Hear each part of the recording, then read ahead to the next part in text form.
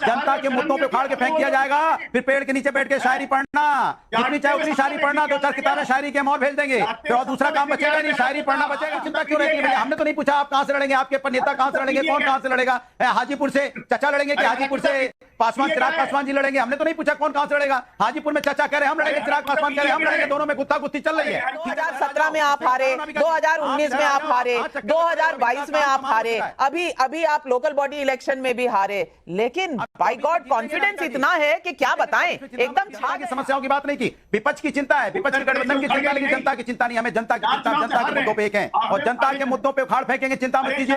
नमस्कार दोस्तों, स्वागत है आप सभी का। आप देख रहे हैं हिंदुस्तान पॉइंट ऑफ व्यू। दोस्तों आज मैं जिस वीडियो पर रिएक्शन देने वाला हूं वो video times now Bharat YouTube channel का। दोस्तों आज की डिबेट होने वाली है बीजेपी के प्रवक्ता अजय आलोक और समाजवादी पार्टी के प्रवक्ता अनुराग भदौरिया और एंकर नाविका कुमार के बीच में। दोस्तों जो एंकर ने सपा प्रवक्ता अनुराग भदौरिया से पूछा कि अमेठी से राहुल गांधी और वाराणसी से प्रियंका गांधी चुनाव लड़ेंगे, तो इसका मतलब यही हुआ कि प्रधानमंत्री का कैंडिडेट भी कांग्रेस की पार्टी से बनेगा, तो इसके लिए अखिलेश यादव को क्या बचेगा। दोस्तों अनुराग भदौरिया बोला कि भारतीय जनता पार्टी केवल देश में नफरत फैलाती है और भारतीय जनता पार्टी केवल सत्ता के लिए काम करती है, भारतीय जनता पार्टी भ्रष्टाचार की सबसे बड़ी वॉशिंग मशीन है। तो इस पर नाविका कुमार ने इस हरे तोते के सफाई महोत्सव की खोल कर रख दी और सफाई की लंका लगा दी। दोस्तों यदि आप चैनल पर नए हैं, चैनल को अभी तक सब्सक्राइब नहीं किया तो प्लीज चैनल को सब्सक्राइब किए बिना मत जाएगा। तो चलिए हम लोग मेन वीडियो को स्टार्ट करते हैं। अनुराग भदौरिया जी, अब साइकिल पे हाथ होगा या हाथ पे साइकिल होगा पता नहीं, लेकिन ये बताइए कि राहुल गांधी क्या इंडिया के पूरे जो गठबंधन है उसको भी मैसेज दे रहे हैं अगर अमेठी से चुनाव लड़ें और अमेठी से राहुल गांधी और वाराणसी से प्रियंका गांधी वाड्रा लड़ेंगी, तो मैसेज तो यही है कि भाई कांग्रेस बड़े भाई हैं और गठबंधन में कांग्रेस प्रधानमंत्री के दावेदार भी देंगे, तो बाकी घटक दलों का क्या होगा?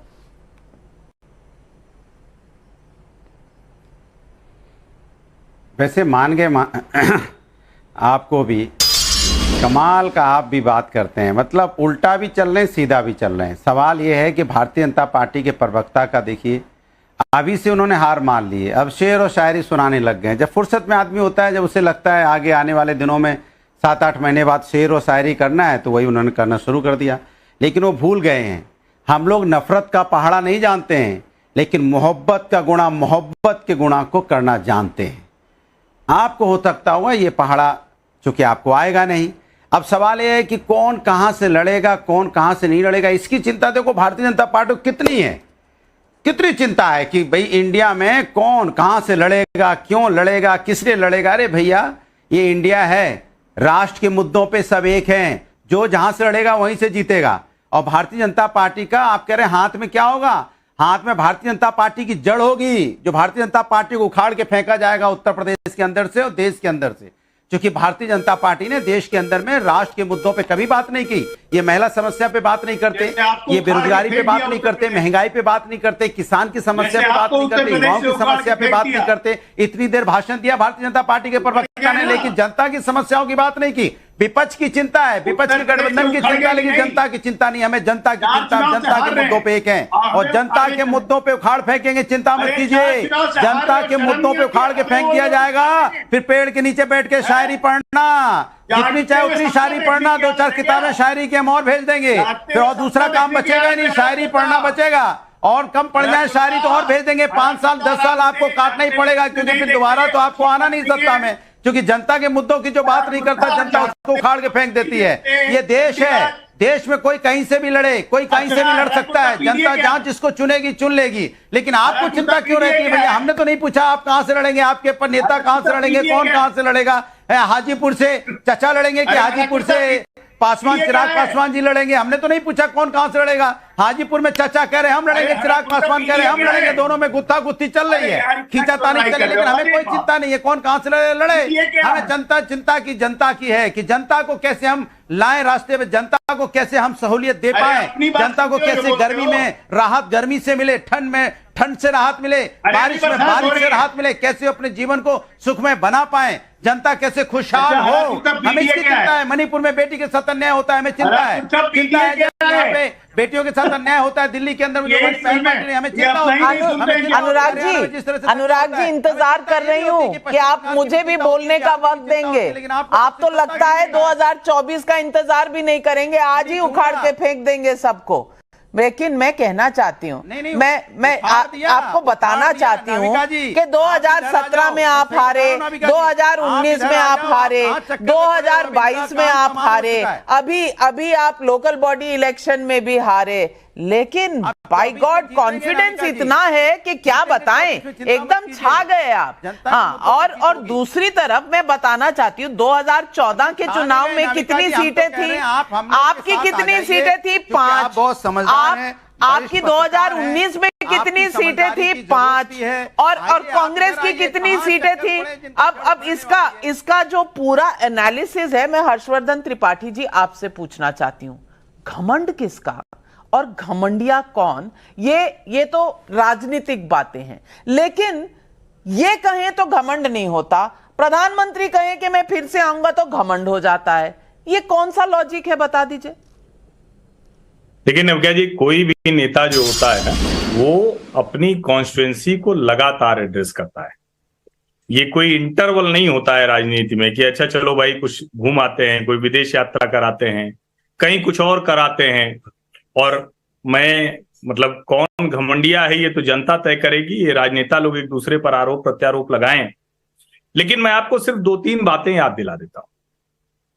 प्रियंका गांधी जी प्रभारी महासचिव बनी थी, आधा उत्तर प्रदेश उनके जिम्मे था।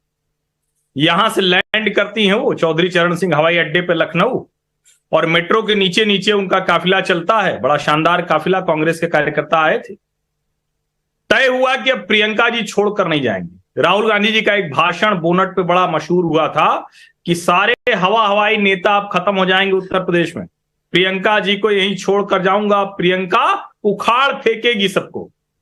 ये 2019 था। उसके बाद कहा गया उत्तर प्रदेश का चुनाव आ रहा है, प्रियंका जी के लिए लखनऊ में घर खोजा जा रहा है। शायद शीला कौल जी का कोई घर था लखनऊ में, उसकी रंगाई पुताई सफेदी उफेदी भी शुरू हुई थी। क्या हुआ? न घर का पता चला, न सफाई का, न प्रियंका का। प्रियंका जब महासचिव थी तो 2 सीट हुआ करती थी उत्तर प्रदेश में, 1 रह गई, भाई की सीट नहीं बचा पाई। ये जानना जरूरी है। 2019 चुनाव के पहले तब अजय राय खुद उम्मीदवार थे। प्रियंका के लोगों ने खबर फैलाई कि वो वाराणसी से चुनाव लड़ने जा रही हैं, और मैंने तब भी टीवी चैनल पर कहा था कि समझदारी ये होती कि वो अपने नेहरू जी की सीट पर फूलपुर से चुनाव लड़ती और मजबूती से लड़ती। लेकिन एक और घटना याद दिला देता हूं, प्रयागराज से उनकी एक यात्रा शुरू हुई थी, उसमें प्रमोद तिवारी की बेटी जो विधायक है मोना मिश्रा वो भी थी, और जो एक भारतीय जनता पार्टी से नेता चली गई थी ताजा वो भी थी। ये सब लोग नाव से चले, नाव भी जाने कहां चली गई, यात्रा भी जाने कहां चली गई। ये मैं 3 आपको घटनाएं बता रहा हूं। अब अजय राय जी को शुभकामनाएं, बहुत बड़ी जिम्मेदारी है, क्योंकि होता क्या है कि आपकी पार्टी अच्छी हो, कार्यकर्ता अच्छा हो, तब तो कोई दिक्कत नहीं। कांटों का ताज है ये। अजय राय बड़े मजबूत नेता हैं, लेकिन सबको जान लेना चाहिए कि मूलतः भाजपाई हैं वो। 3 बार वो भारतीय जनता पार्टी से विधायक रहे हैं, टिकट नहीं मिला, सपा में गए थे, फिर कांग्रेस में चले गए, 1 उपचुनाव जीते, लेकिन उसके बाद हार रहे हैं। हालांकि काशी जैसी कॉन्स्टिट्यूएंसी है तो हारना तय था।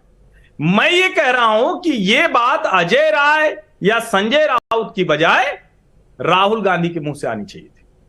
और सच ये है कि कोई भी अगर नेता होगा तो उसको ऐसे ही व्यवहार करना चाहिए। उस दिन जब वो फिर से सांसद बने थे, डिस्क्वालिफाइड से एलिजिबल हो गए थे, क्वालिफाइड हो गए थे, तो उनको कहना चाहिए था कि मैं दोनों जगह जा रहा हूं। कॉन्स्टिट्यूएंसी दोनों होती है, लेकिन उनको तो याद है भाई उत्तर वाले कुछ करते नहीं, रिफ्रेशिंग हो गया। अमेठी जाने की बात राहुल गांधी करते तो आज इस बहस में दम होता, इस चर्चा में तत्व तो निकलता। लेकिन जब दूसरे लोग करते हैं तो इसका मतलब ये कांग्रेसी कह रहे हैं भैया आ जाओ, थोड़ी ताकत दे दो, भागो मत। ये किसी भी नेता के लिए बहुत अच्छी स्थिति नहीं, उसके कार्यकर्ता का मनोबल बहुत सारी आपने एकदम सटीक एनालिसिस की। और